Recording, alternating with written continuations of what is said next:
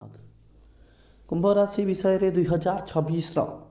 समस्त प्रकार विवरणी तो आपण मैंने बहुत चैनल इवन आपण समस्त कार्यक्रम देखुवे किंतु कुंभ राशि विषय जिते कहले न सरे देखो सबू राशि भितर अन्यतम राशि टैलेंटेड राशि विभिन्न रिसर्च रे फुलफिल करुवा कंप्लीटली गोटे फोकस नहीं कि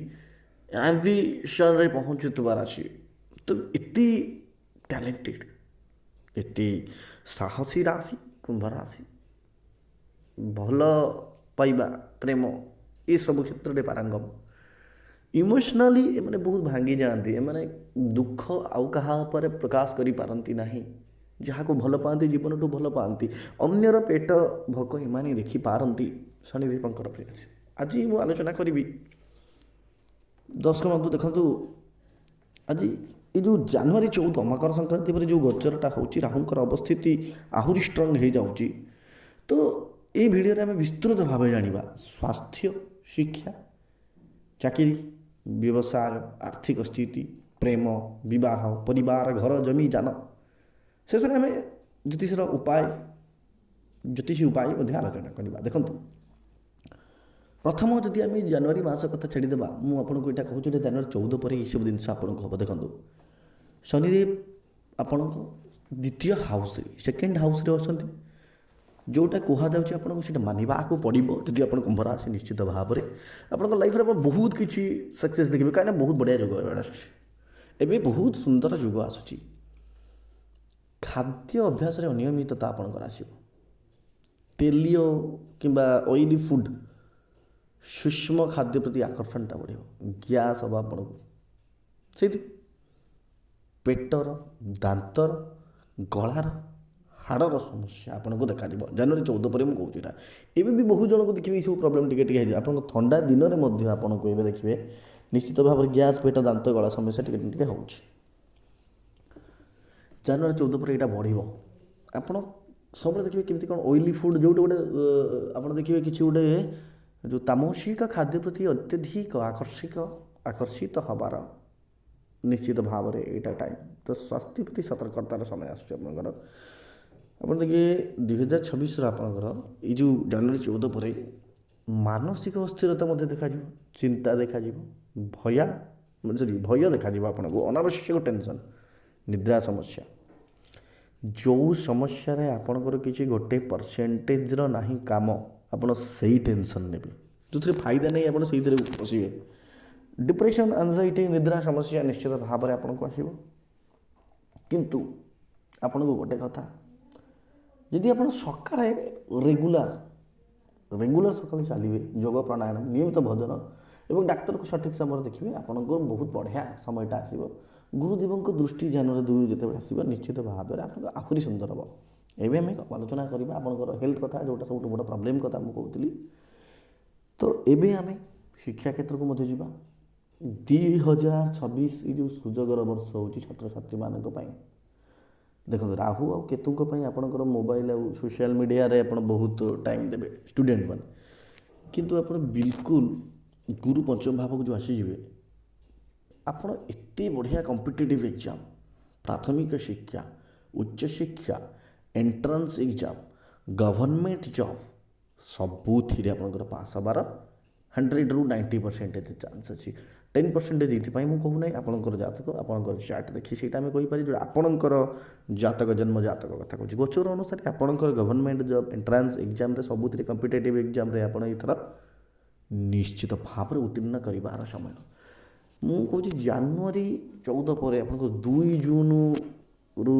पुणी आरंभ हम 31 अक्टोबर जाए ये जो जनवरी 14 रु जून जून रु पुणी अक्टोबर ये टाइम आप बहुत एग्जाम जदि देउछंती एंट्रांस एग्जाम आपंकर 100 ରୁ 65% आपंकर रोज चाकरी हो आपण जातक देखिए आम कहीपर टोटाल कंप्लीट कथा कि आप बहुत गोचर बहुत किसी थाई गोचर आपको सपोर्ट कर बृहस्पति चाकरी क्षेत्र आउ आपण देखिए चाकरी एथर आप जो चाकरी कर चाकरी जीव ना कि मनोयोग नदेले समस्या अर्थात से ठीक ठाक से काम करूना राहु केतु कारण आपण मैंने देखिए गोटे इगो उपर कथबार्ता हम ऑफिस रे पॉलिटिक्स हम ବ୍ୟାକ୍ ବାଇଟିଂ ମାନେ ଆପଣଙ୍କର ପଛରେ କିଏ ଗୋଟେ ଭୋକିବ, ପଛରେ ଆପଣଙ୍କର କିଏ ଆପଣଙ୍କ ଭିତରେ କହିବ, ଆପଣ ଯେଉଁଠି ନା ଯେଉଁଠି କାର୍ଯ୍ୟ କରୁଛନ୍ତି ସେଇଠି ଆପଣଙ୍କ ପଛରେ ଜଣେ କିଏ ଗୋଟେ ଏମିତି ରୋଗ ରହିବ, ସବୁବେଳେ ଆପଣଙ୍କ ବିଷୟରେ ଅଯଥା ଆଲୋଚନା କରିବ। କିନ୍ତୁ ଆପଣଙ୍କୁ ବିଲକୁଲ ଡରି ଯିବାର ନାହିଁ, ଚାକିରି ଆପଣଙ୍କ ଯିବାର ନାହିଁ, ଆପଣ ଆହୁରି ପଦୋନ୍ନତି ପାଇବେ।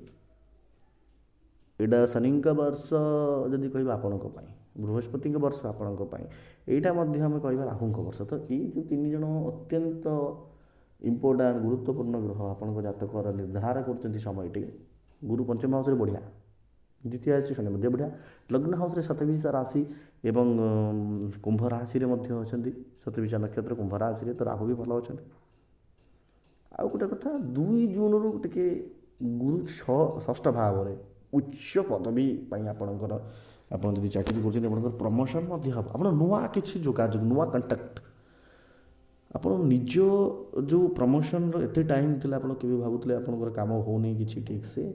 ଆପଣଙ୍କର କିଛି ଉନ୍ନତି ହେଉନାହିଁ, ଆପଣ ଦେଖିବେ 2 ଜୁନ୍ ପରେ ଆପଣଙ୍କର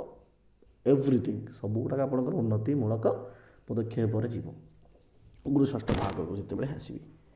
ଆଉ ଗୋଟେ କଥା ଆପଣଙ୍କୁ ବହୁତ ବଢ଼ିଆ ଉପଦେଶ ଦେଉଛି, ନିଜ କାମ କରନ୍ତୁ, ଅନ୍ୟ କୌଣସି ମାମଲାରେ, ଅନ୍ୟ କୌଣସି ଟେନସନ୍ରେ ଆପଣ ପଡ଼ନ୍ତୁ ନାହିଁ। ତ ଚାକିରି କ୍ଷେତ୍ରରେ ଯଦି ଦେଖାଯିବା, ଗୋଟେ ଗୋଲ୍ ଆକାରରେ ଆମେ ଯଦି ରାଉଣ୍ଡଲି କହିବା, 100ରୁ 80% ଆପଣଙ୍କ ପାଇଁ ଭଲ, ଆପଣଙ୍କ ଗୋଚର ଅନୁସାରେ। ଆଉ ଆପଣଙ୍କ ଜାତକ ଦେଖି କହିହେବ, ବହୁତ ବଢ଼ିଆ ସମୟ। ଆପଣ ନିହାତି ଭାବରେ ଏଣ୍ଟ୍ରାନ୍ସ ଏକ୍ଜାମ୍ ଦିଅନ୍ତୁ, ଯେଉଁମାନେ ଚାକିରି ପାଇନାହାନ୍ତି, ଗଭର୍ଣ୍ଣମେଣ୍ଟର କମ୍ପିଟେଟିଭ୍ ଏକ୍ଜାମ୍ ଦିଅନ୍ତୁ, ଯେଉଁମାନେ ଚାକିରି କରିଛନ୍ତି କାହା କଥା ଶୁଣନ୍ତୁ ନାହିଁ, ନିଜେ ନିଜ କାମ କରନ୍ତୁ, ଅନ୍ୟତ୍ର କୌଣସି ବିଷୟ ଆଲୋଚନା କରନ୍ତୁ ନାହିଁ। ବିଜନେସ୍ କଥା କହିବା, 2024 ବିଜନେସ୍ ପାଇଁ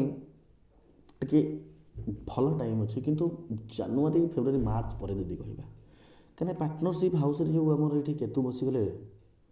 ତ ଲସ୍ ହେବାର ବହୁତ ଯୋଗ ଅଛି କେତୁଙ୍କ ପାଇଁ, ରାହୁ କେତୁଙ୍କ ପାଇଁ। ଗୋଟେ ଭୁଲ ଡିସିସନ୍ ଆପଣ ନେଇପାରନ୍ତି। ନୂଆ ବ୍ୟବସାୟ ମୋ ଜାଣିବାରେ ମାର୍ଚ୍ଚ ଯାଇ ଆପଣ ଆରମ୍ଭ କରନ୍ତୁ ନାହିଁ, ବଡ଼ ଯେଉଁ ଗୋଟେ ରିସ୍କ ନ ଯିବା ଦରକାର, ଯାହା ଚାଲିଛି ସେଇଭଳି ଚଲାନ୍ତୁ, ସ୍ଲୋ ବଟ୍ ଷ୍ଟେଡି ଗ୍ରୋଥ୍ ଆପଣଙ୍କର ଏଇଟା ରହିବ ଏ ଟାଇମ୍ଟା। ବ୍ୟବସାୟ କଥା ଯଦି କହିବା, ଆର୍ଥିକ ସ୍ଥିତି କମ୍ପ୍ଲିଟଲି ଯଦି ପୁରା ଆଲୋଚନା କରିବା, ଶନି ଦ୍ୱିତୀୟ ଭାବରେ, ଧନ ତ ଆସିବ ନିଶ୍ଚିତ ଭାବରେ ଆସିବ, ଆୟ ବହୁତ ବଢ଼ିଆ ହେବ, କିନ୍ତୁ ସଞ୍ଚୟ ଆପଣଙ୍କର କମ୍ ହେବ। ଶନି ଦ୍ୱିତୀୟ ଭାଗରେ ବହୁତ ବଢ଼ିଆ ପଇସା ଦେବେ, ଦେଖିବେ ଏଥର,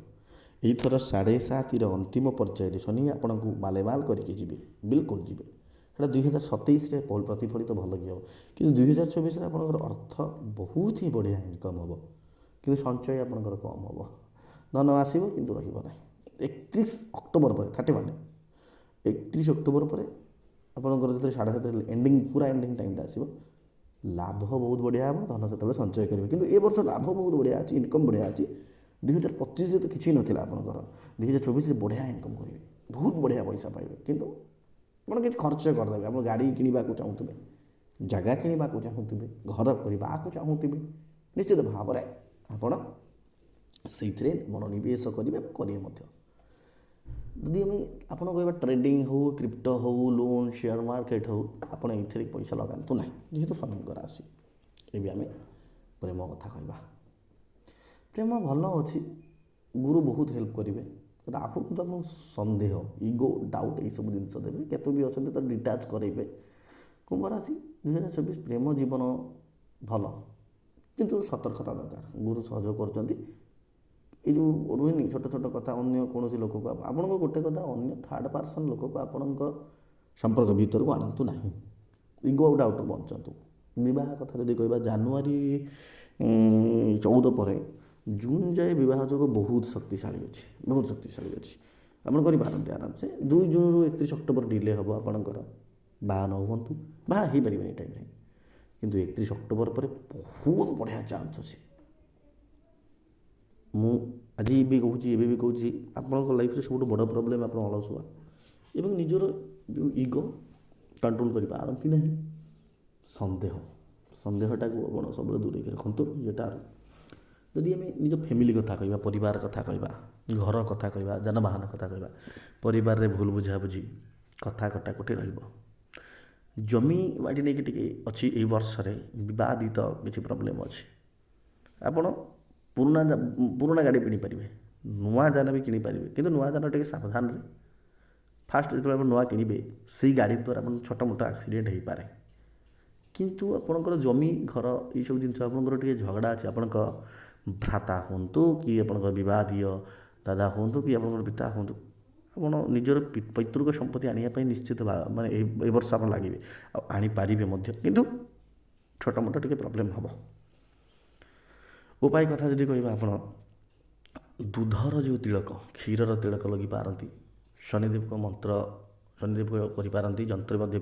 ପୂଜା କରିପାରନ୍ତି, ଗୁରୁଜନଙ୍କ ସେବା କରନ୍ତୁ, ଆଉ ମହାଦେବ ପାର୍ବତୀଙ୍କ ଦର୍ଶନ କରନ୍ତୁ, ରୁଦ୍ରାଭିଷେକ କରିପାରିବେ, ହନୁମାନ ଚାଳିଶା ପଢ଼ିପାରିବେ, ଓଂ ପ୍ରାଂ ପ୍ରିଂ ପ୍ରଂ ଶନିଶ୍ଚରାୟ ନମ ଏହି ମନ୍ତ୍ର ରେଗୁଲାର ଜପ କରନ୍ତୁ। ତ ବନ୍ଧୁମାନେ, ଏହା ଥିଲା କୁମ୍ଭ ରାଶି 2024। ଭିଡ଼ିଓଟି ଭଲ ଲାଗିଥିଲେ ଲାଇକ୍ ସେୟାର କରନ୍ତୁ, ଚ୍ୟାନେଲ୍ ସବସ୍କ୍ରାଇବ୍ କରନ୍ତୁ। ଜୟ ଜଗନ୍ନାଥ। ପୁଣି ଆମେ ନିଶ୍ଚିତ ଭାବରେ ଆଉ ଗୋଟେ ଆଲୋଚନା କରିବା ଅନ୍ୟ ଏକ କାର୍ଯ୍ୟକ୍ରମରେ।